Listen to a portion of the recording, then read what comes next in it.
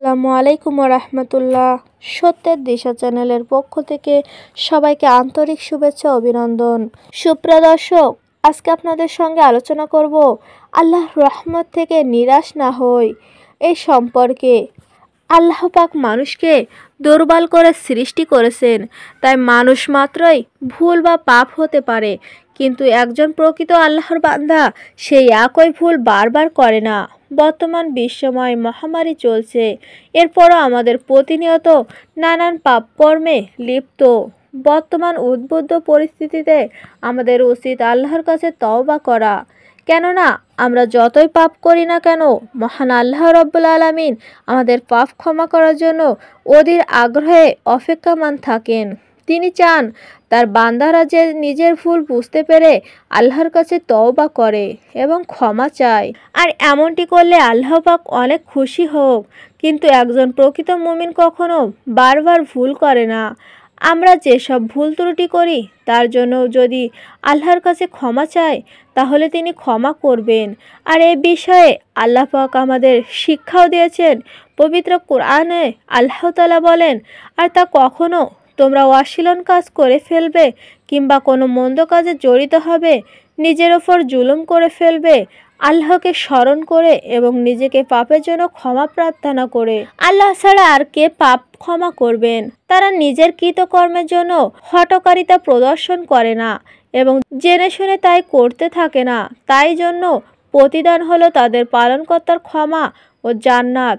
তার তলদেশে প্রবাহিত হচ্ছে প্রস্রবণ, যেখানে তারা থাকবে অনন্তকাল। যারা কাজ করে তাদের জন্য কতই না চমৎকার প্রতিদান। সূরা ইমরান আয়াত নাম্বার 135 থেকে 136। আল্লাহ তাআলা ইচ্ছা একটাই যে কিভাবে তার বান্দাদের ক্ষমা করবেন, কিন্তু তার জন্য বান্দাকেও ক্ষমা চাইতে হবে, তওবা করে তার দিকে ফিরে আসতে হবে। হাদিসে এসেছে, হযরত আবু হুরায়রা রাদিয়াল্লাহু আনহু বর্ণনা করেন, রাসূল সাল্লাল্লাহু আলাইহি সাল্লাম বলেন, কোনো মুসলিম প্রকৃত দুর্যোগ, কোনো বিপদ আপদ, কোনো দুঃখ বেদনা, কোনো উদ্বেগ উৎকষ্ট, এমনকি কাটার সামান্য এক খোঁচা লাগার কষ্ট ভোগ করে না, বরং আল্লাহ তাআলা তার এই কষ্টকে তার পাপের প্রায়শ্চিত্তে পরিণত করে দেন। মুসলিম। হযরত সুহাইব বিন রাদিয়াল্লাহু আনহু বর্ণনা করেন, রাসূল সাল্লাল্লাহু আলাইহি সাল্লাম বলেছেন, মুমিনের রয়েছে বিস্ময়কর এক সম্পর্ক, তার প্রতিটি কাজই কল্যাণমণ্ডী হয়ে থাকে। এই অনুগ্রহ কেবল মুমিনের জন্যই নির্ধারিত। যদি সে কোনো আরাম আয়েশে সুখে স্বচ্ছন্দে লাভ করে, তাহলে সে আল্লাহর প্রতি কৃতজ্ঞতা প্রকাশ করে এবং তার কৃতজ্ঞতা এই প্রকাশে তার জন্য আরও অধিক কল্যাণ লাভের কারণ হয়। আর যদি তার কোনো দুঃখ কষ্ট অভাব বা ক্ষতি হয়ে যায়, তবুও সে ধৈর্য ধারণ করবে, তার এই কর্মপদ্ধতিও তার জন্য মঙ্গল ও কল্যাণের নিমিত্তে পরিণত হয়, কেননা ধৈর্য ধারণ তার এই দৃঢ়তার পুণ্যই অর্জন করে। মুসলিম।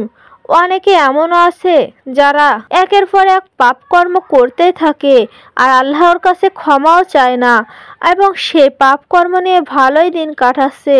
তাকে দেখে অন্যরা ভাবে যে এই লোক এত পাপ করছে, তারপরেও আল্লাহ কেন তাকে শাস্তি দেন না? আসলে আল্লাহ তাআলা তার কর্মের প্রত্যক্ষ করেছেন আর একটা সময় পর্যন্ত তাকে ছাড়িয়ে রেখেছেন, যেন সে তার ভুল বুঝতে পারে, আল্লাহর কাছে ক্ষমা চায়। যদি সে এটা না করে, তাহলে আল্লাহ অবশ্যই তার কৃতকর্মের শাস্তি দেবেন। আল্লাহ বলেন, আল্লাহর সম্পর্ক কি সন্দেহ আছে? যিনি নভমণ্ডলে ও ভূমণ্ডলের স্রষ্টা, তিনি আমাদেরকে আহ্বান করেন যাতে তোমাদের কিছু গুনাহ ক্ষমা করে এবং নির্দিষ্ট মেয়াদ পর্যন্ত তোমাদের সময় দেন।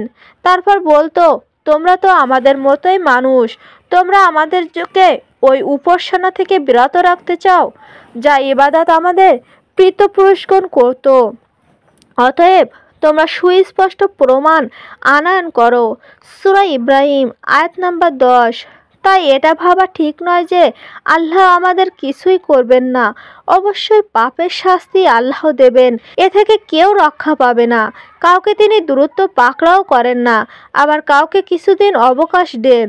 আমরা যদি আল্লাহর কাছে আমাদের পাপের জন্য ক্ষমা চাই এবং তাওবা করি, তাহলে আল্লাহ তাআলা আমাদের ক্ষমা করতে পারেন। আল্লাহ চান যে তার বান্দা যেন তার কাছে ক্ষমা চায়। আমরা যারা নিজেদের কৃতকর্মের কথা স্মরণ করে মর্মপীড়িয়ে ভুগছি, আমাদের জন্য আশার বাণী হচ্ছে দয়াময় প্রভু আমাদেরকে নিরাশ হতে বারণ করেছে। তিনি আমাদের সুপথে ফিরে আসার জন্য ক্ষমার সুসংবাদ দিয়েছেন। বলুন, হে আমার বান্দাগণ, যারা নিজেদের ওপর জুলুম করছে, তোমরা আল্লাহর রহমত থেকে নিরাশ হইও না। নিশ্চয় আল্লাহ সমস্ত গুনাহ মাফ করেন, তিনি ক্ষমাশীল, পরম দয়ালু। সূরা জুমার আয়াত নাম্বার 53। হতাশ ও নৈরাশকে দূরে সরিয়ে আল্লাহ পাক আশার বাণী শুকরিয়া দিয়েছেন। তাই আমরা যারা বিভিন্ন ধরনের পাপে লিপ্ত, আমরা যদি আল্লাহর কাছে ক্ষমা চাই, তাহলে তিনি আমাদের ক্ষমা করবেন। আমরা যদি প্রকৃত অর্থে তওবা করি, তাহলে আল্লাহ তাআলা আমাদের ক্ষমা করবেন। আল্লাহ তাআলা আমাদের সবাইকে পাপ মুক্ত থাকার তৌফিক দান করুক। মিজানের পাল্লা ভারী করার 3টি দোয়া। আরবি মিজান শব্দের অর্থ পরিমাপক বা দাঁড়িপাল্লা। পরকালে বান্দা ভালো কাজের পরিমাপ করার জন্য যে দাঁড়িপাল্লা স্থাপন করা হবে তাকে মিজান বলা হয়। যাদের মিজানের পাল্লা ভারী হবে তারাই সফল কাম হবে। সূরা আরাফ আয়াত নাম্বার 8। মিজানের পাল্লা ভারী হওয়ার কিছু দোয়া বর্ণনা হয়েছে হাদিসে। নিচে এ সম্পর্কে উল্লেখযোগ্য 3টি দোয়া ও জিকির তুলে ধরা হলো। 1 নাম্বার, লা ইলাহা ইল্লাল্লাহ, অর্থ আল্লাহ ছাড়া কোনো মাবুদ নেই বা উপাস্য নেই। হাদিসে এসেছে, যদি 7 আসমান ও 7 জমিন এক পাল্লায় রাখা হয় আর লা ইলাহা ইল্লাল্লাহ এক পাল্লায় রাখা হয়, তাহলে লা ইলাহা ইল্লাল্লাহ এর পাল্লায় ভারী হবে। 2 নম্বর, সুবহানাল্লাহি ওয়া বিহামদিহি সুবহানাল্লাহিল আজিম, অর্থাৎ মহান আল্লাহর প্রশংসা সহ তার পবিত্রতা ও মহিমা ঘোষণা করছি। হাদিসে এসেছে, এই 2টি বাক্য জিহ্বার অতি হালকা, মিজানে ভারী আর দয়াময়, আল্লাহর কাছে খুবই পছন্দনীয়। সহিহ বুখারী 6682। 3 নম্বর, বিশেষ 4 জিকির তথা সুবহানাল্লাহ, আলহামদুলিল্লাহ, লা ইলাহা ইল্লাল্লাহ, আল্লাহু আকবার। এই 4 জিকিরের ফজিলত নিয়ে অসংখ্য হাদিস রয়েছে। সবগুলো হাদিসের মূল কথা, এই জিকিরগুলো আল্লাহর কাছে খুব প্রিয়, অগণিত সওয়াব লাভের মাধ্যমে এবং মিজানের পাল্লাকে ভারী করে জিকিরগুলো একসঙ্গে মিলিয়েও পড়া যায়। যেমন সুবহানাল্লাহি ওয়ালহামদুলিল্লাহি ওয়ালা ইলাহা ইল্লাল্লাহু আল্লাহু আকবার।